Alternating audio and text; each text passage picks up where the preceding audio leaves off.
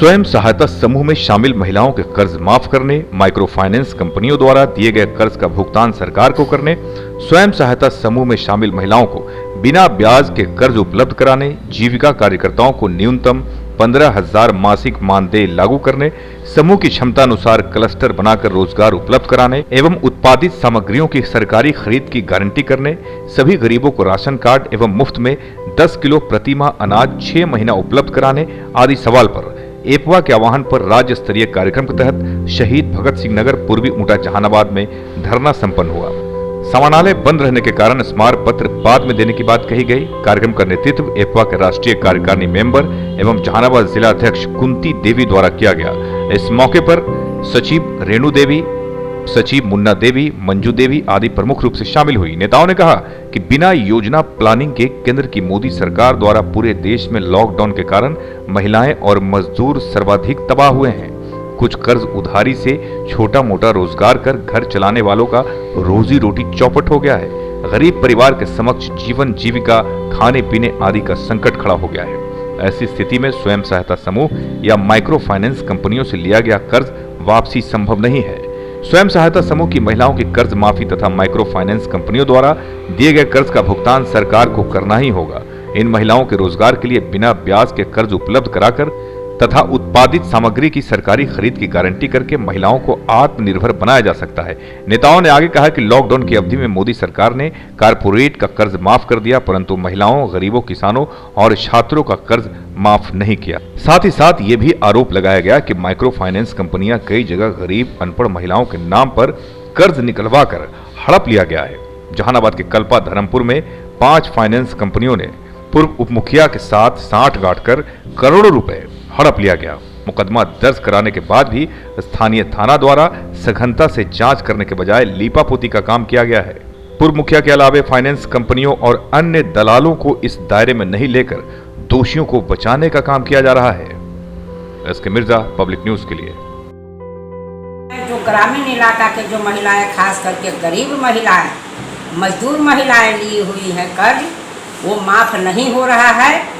उनके प्रखंड स्तर के जो जीविका के जो कार्यकर्ता हैं, उनके जो सीएम हैं, उनके जरिए वसूला जा रहा है और दबाव बनाया जा रहा है कि ये महिलाएं कर्ज वसूली करें।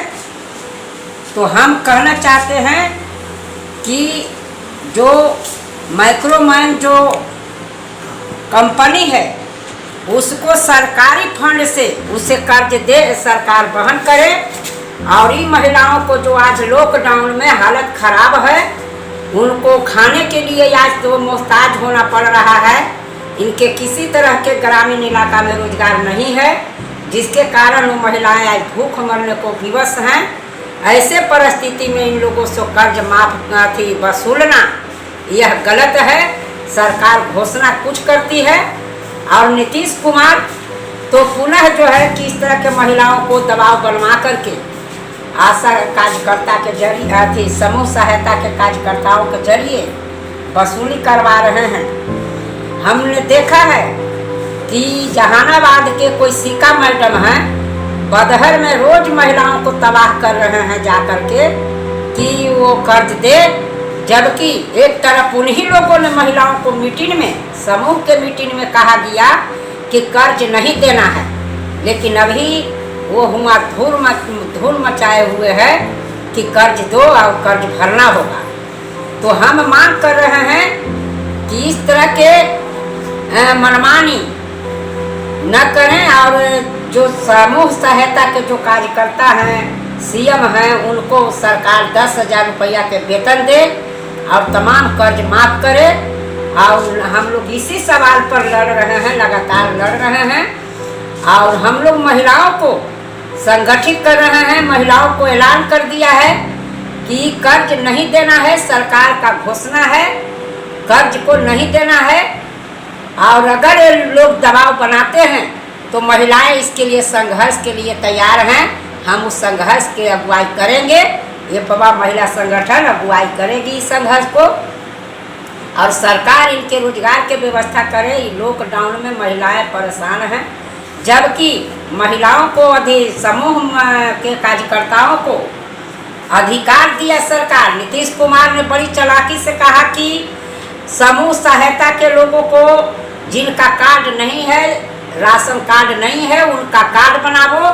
और भरवाया गया फार्म, धड़ल्ले से काफ़ी महिलाओं को भरवाया गया फार्म, लेकिन हमने देखा कि गांव-गांव में कुछ ही महिलाओं को कार्ड मिल सकी और भारी पैमाने पर जो ज़रूरतमंद महिलाएं थी, जो रोजगार थी, एकदम ही गरीब गुरबा, एकदम ही जो है पिछड़ा दलित लोगों में छोड़ दिया गया। उनको कार्ड आज भी नहीं है, वो आज भी भूख मर रहे हैं। उनको राशन कार्ड नहीं मिला और राशन मुहैया नहीं हो रहा है, वो आज भी भूख मर रहे हैं। इसलिए हम फिर यह मांग करते हैं सरकार से कि वो तमाम महिलाओं को पुनः राशन कार्ड के व्यवस्था करे सरकार, और नहीं तो वो डीलर के जरिए उनको मुफ्त में राशन दिलाया जाए। ऐसे ही परिस्थिति में एक भी महिलाएं नहीं छूटे जिनका राशन नहीं मिले।